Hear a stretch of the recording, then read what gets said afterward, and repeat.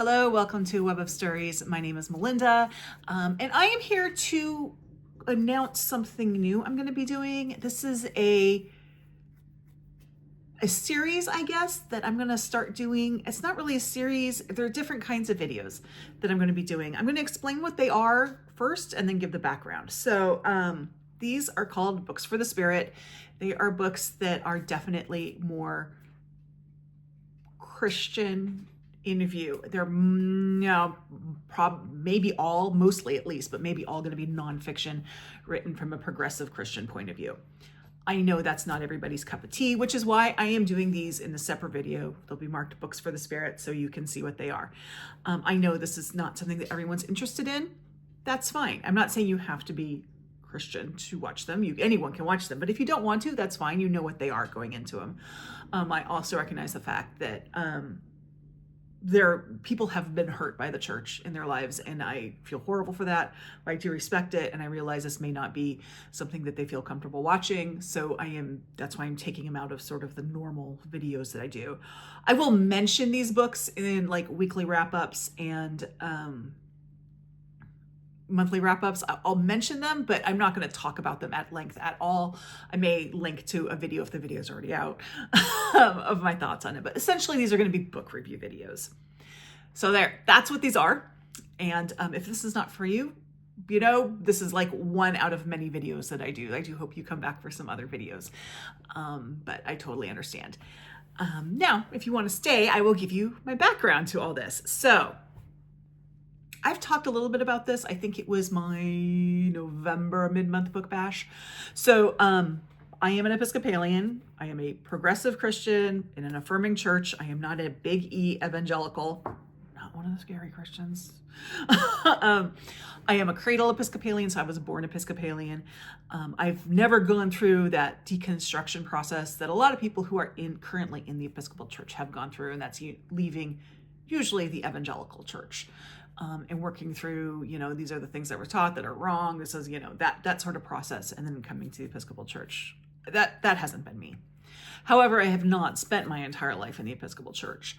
When I moved back to Oregon from Boston, for logistical reasons, geography basically was the church around the corner, I started attending an ELCA church, was the Evangelical Lutheran Church of America. So don't let the name throw it off too much. The Episcopal Church, from church to church, maybe a little more conservative, a little more progressive, whatever, but there's the Episcopal Church in the United States. It's just that. The Lutheran Church has these different synods. The three main ones are the Evangelical Lutheran Church of America, the Missouri Synod Church, the Lutheran Missouri Synod Church, that one, and the Wisconsin Synod. So, the ELCA is the progressive branch of the Lutheran Church, or the progressive synod of the Lutheran Church. If you compare it to the Episcopal Church, they are 99.8% similar. They only differ basically in history, and the Lutheran Church does Reformation Day. So, really, they're very similar. Lots of times, if you were to go into an ELCA service, you would not be able to tell the difference between that and an Episcopal service. They're very similar. The two churches and some other mainline Protestant churches are in communion. A pastor who is ordained in the ELCA can actually serve in an Episcopal church and vice versa. So they're very similar. It was not a big change. I attended that church for many years. I got married at that church. My daughter, my oldest child, was baptized there. However, after we got married, my husband and I moved farther away from that church, and I did not want to leave that church. To me, that was not a roadblock, but my husband felt very strongly that we needed to find somewhere closer. So we actually ended up at an ELCA church that was farther. I don't know how that happened, and that church was great, but it was farther, and we just realized it was not a place where we could stay long term, because it would take us 15 minutes to get to church on a Sunday morning and 45 minutes to get home. And that, with two little kids, my son was baptized at that church. That's not really feasible. And so at that point, at my husband's urging, we joined the local Lutheran church, the ones just down the street, which is Missouri Synod Church. Not only was it closer, but it was where our kids were going to be going to preschool, and it was affiliated with the private school where our kids started out in elementary school. And I was reluctant for various reasons. They are definitely more conservative. There are some things about that church I don't agree with. They do not recognize the ordination of women, for one thing, and it just was. But I was like, okay, we'll do it. It was okay. If the people are nice, this is not about the people there. It's just about generally what it is. I could deal with it until Trump's first election. And at that point, I realized that I was not in the right place, that the church we were at and myself had very different outlooks on the world. And I just knew I couldn't stay there. At about the same time, we had friends who were attending the Episcopal church here, which I had never attended because of where I was living. It was all geography. It was nothing more than geography. And they were having a Christmas pageant and they needed more kids. And so Lily has a dramatic flair. My daughter has a dramatic flair, and she was little at the time. And, she wasn't really happy with the pageants that they were doing at the church we were attending. They were sort of non-traditional pageants. But at the Episcopal church, it was Jesus, Mary, Joseph, very traditional. And she got to be an angel. And so we said, great, she can be Rented Angel. So we went there. And I realized at that point, that's where I needed to be. I couldn't immediately start attending there because I was teaching Sunday school at the Lutheran church. So once the Sunday school year was over, we moved over and we've been there ever since. Fast forward to 2024, 2025, and we are back in the same mess we were in 2016, 2017, only it's much worse this time, apparently. And I don't have that. I feel very fortunate to be at a church where I feel at home, where, I realize that I am not the odd one out for saying this is not okay what's going on. And if you've been in the news, Bishop Buddy, who gave the sermon that she preached the words of Jesus, and the evangelicals all freaked out. She's an Episcopalian, so that's kind of what we're dealing with. But what I've noticed is I am turning more towards it. For as a comfort, for as a sanity check, I'm turning more towards my faith, and I am reading more nonfiction in that realm. I'm currently reading How to Be Brave by Bishop Buddy, which is a very hard book to get right now. I ordered a print copy, which is back ordered. So then I purchased any book to read. So I bought it twice.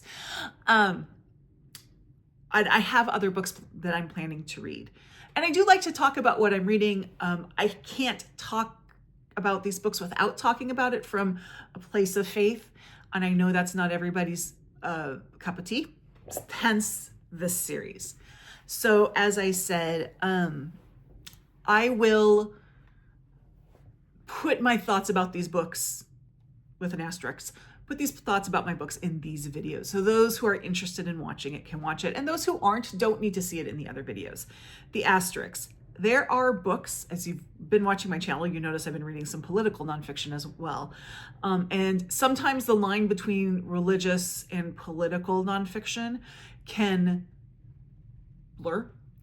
I recently read The Kingdom, the Power, and the Glory by Tim Alberta. That is one case where that is the case. With those books, I may talk about them in both places, or I may say I'm going to look at this from a purely political point of view and just put it in with my regular videos. But these videos are definitely going to be more faith-based, and everyone is welcome to watch them. I don't want you to feel like you have to be Christian to watch them, but I also want to give people the freedom to opt out of them if they don't want to see them. So that's fine. And just know that I'm going to keep this material here. You're not going to see a lot of this in my other videos. So that is what I'm doing with this. Now, I'm not going to talk about a book in this one because, as I said, I am still reading How to Be Brave, but How to Be Brave will be the first sort of review that I do in this series. I will mark my videos as books for the spirit, so they're easy to identify. And I can tell you that the next book I'm going to read in this, if anyone would like to read it along with me, I haven't decided on a time that I'm going to do it, but it is going to be the next one I read because I own 2 copies of it, both digitally, and how I did that, I don't know. And that is Searching for Sunday by Rachel Held Evans. So if anyone's interested in reading that along with me, let me know. We can work that out. But yeah, so that is what this series is. I did want to give this intro. I will reference this video in any of the further books for the spirit videos I do, so you can go back and see what this is. And if you made it this far, hopefully you will tune in and see some of my other videos like this. And and still come in to see my other, because the rest of my videos are going to be just the same. I'm still going to be talking about Shakespeare. I'm still going to be talking about Agatha Christie. You know, everything I normally read is still going to be there. I'm just going to take this content and sort of label it for those who really want to see it. And so those who don't, they can just watch everything else.